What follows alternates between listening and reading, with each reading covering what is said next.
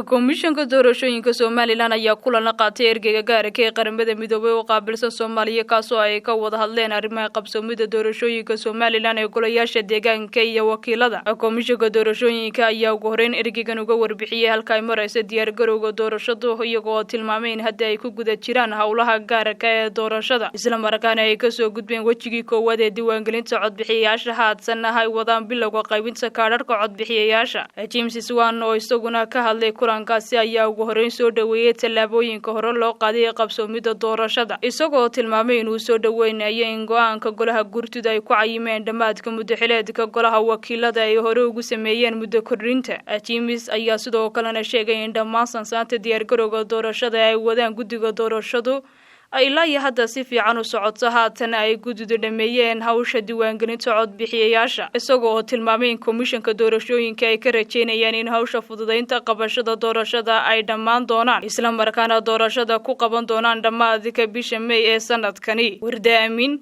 ZBA TV, Hargeysa.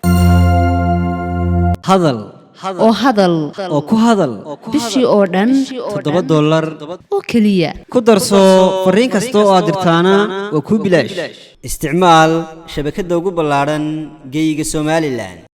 haddaba si aad ugu shubato adeega kaafiye fadlan garaac xidig 8 eber 8 afargees ama xidig 2 eber 2 afargees tayo waa Telesom.